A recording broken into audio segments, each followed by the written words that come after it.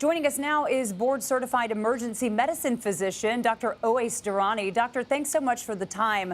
The statement is a little bit contradictory for most of us people who don't have a medical background. They're talking about the diagnosis with a Gleason score of 9. They're saying that it is metastasized to the bone, calling it aggressive. But then they're also saying because it's hormone responsive, it's somewhat treatable. Can you make it simple for us? Yeah, absolutely. So the Gleason score is a way of grading prostate cancer. So essentially, if there's suspicion of having prostate cancer, what they will do is get a biopsy and take a look at it under a microscope. The score goes from 1 to 5, and they take 2 samples of that biopsy and add the scores together. And so 1 basically resembles tissue that is very similar to native normal prostate tissue, and 5 is different tissue, not great tissue, tissue that resembles aggressive cancer. And so you get, for example, 3 and a 4, you add those together, you get 7. And so in this case, obviously with a number of 9, that is fairly high because the highest you can get is 10. And so that tells us that it is a tissue that is changed, that is very aggressive. And obviously in this case, we know that it is metastasized, which means that the cancer has moved from its native area of the prostate to the bones or other parts of the body. Okay, but again, we understand that it's aggressive, it's metastasized. What about that hormone component? How does that make the cancer more treatable? Yeah, so basically, some cancers thrive on a certain type of fuel, and so in this case, a lot of prostate cancers are sensitive to hormones, so Okay. male androgens, things that are kind of in the family of testosterone, that kind of thing. And so the more you have of that hormone in the body, it's going to fuel that cancer, it's going to make it spread and go to other areas and be aggressive.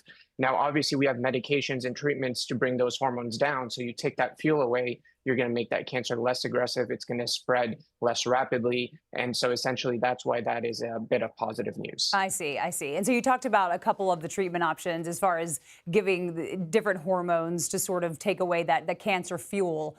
If you had a patient who was just diagnosed with this, what would be the first thing you would tell them they needed to do?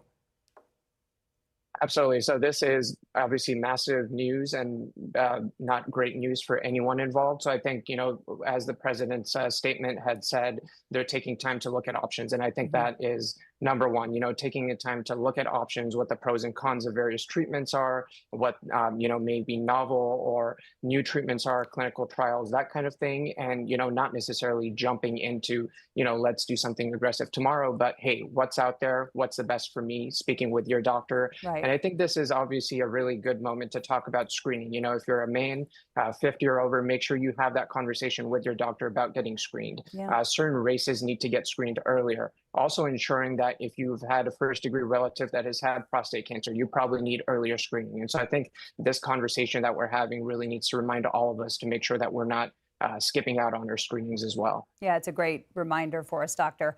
What is the prognosis with this sort of disease? Is this something the doctors were saying it's treatable? Is there a general prognosis? I know you haven't looked at his medical records, but in your opinion, what's the prognosis?